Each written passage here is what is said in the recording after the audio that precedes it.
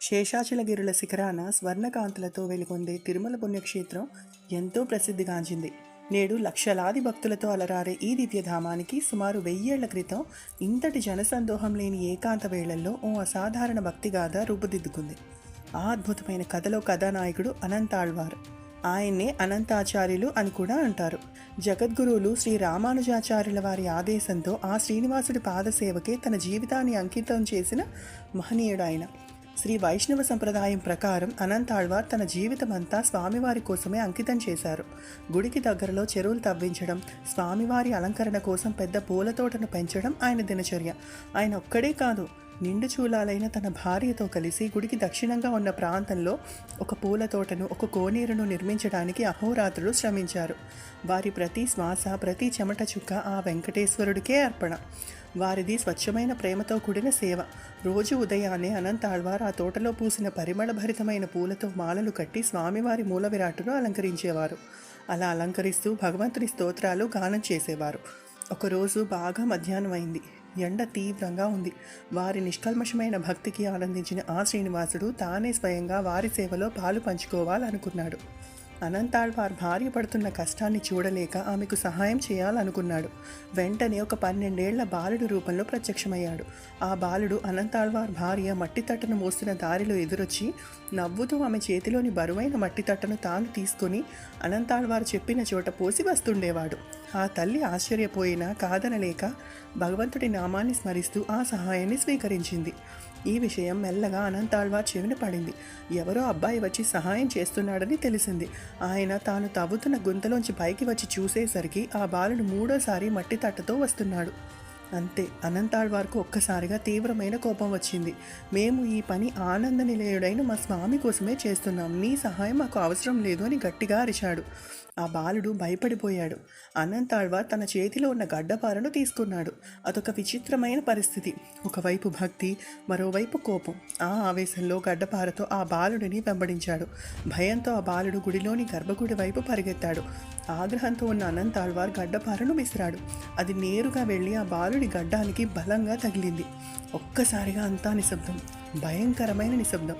ఆ బాలుడు గుడి తలుపుల వెనుక మాయమయ్యాడు. గుడి ద్వారబంధం పైభాగం నుంచి రక్తం చుక్కలు కారడం మొదలైంది. అనంతాళ్వార్ నివ్వెరపోయాడు. గుండె వేగంగా కొట్టుకోసాగింది. అప్పుడు కానీ ఆయనకు అసలు విషయం అర్థం కాలేదు. తాను సాక్షాత్తు ఆ భగవంతుడినే గాయపరిచానని. ఆ రోజు సాయంత్రం సంధ్యావందనం చేసుకుని దర్శనం కోసం గర్భగుడిలోకి వెళ్ళాడు.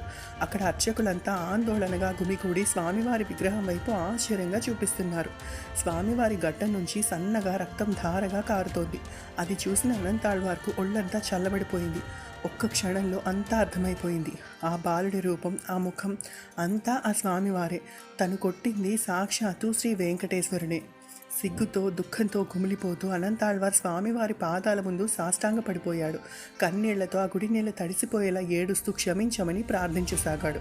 మొదట ఇదంతా ఏదో దైవలీల అనుకున్న అర్చకులు సాక్షాత్తు తిరుమల స్వామికి రక్తం కారడం చూసి నిశ్చేష్టులయ్యారు. అనంతాళ్వార్ వెంటనే పచ్చకర్పూరం తీసుకుని స్వామివారి గడ్డానికి తగిలిన గాయానికి మెత్తగా అద్దారు, రక్తం కారకుండా ఆపడానికి. వణుకుతున్న స్వరంతో, స్వామి, ప్రభు, నా తప్పు క్షమించు, నాది గుడ్డి భక్తి, కానీ నా హృదయం నీదే అని వేడుకున్నాడు. పవిత్ర గ్రంథాల ప్రకారం ఆ క్షణంలో ఆలయమంతా ఒక సున్నితమైన, కరుణామయమైన స్వరం వినిపించిందట. సాక్షాత్తు శ్రీ వెంకటేశ్వర స్వామి మాట్లాడుతూ, అనంతాళ్వార్, జరిగిన దానికి నువ్వు విచారించుకు. నీ ప్రేమపూర్వకమైన సేవ ఎంత గొప్పదో ఈ లోకానికి చూపించాలని నేను ఇలా చేశాను. నీ వల్ల నా గడ్డానికి తగిలిన ఈ గాయం శాశ్వతంగా గుర్తుండిపోతుంది. రేపటి నుంచి అర్చకులు ఈ గాయంపై పచ్చకర్పూరం అద్దుతారు. ఇది నువ్వు చేసిన సేవను అందరికీ తెలియజేస్తుంది. నా భక్తులు నిన్ను స్మరించుకుంటారు.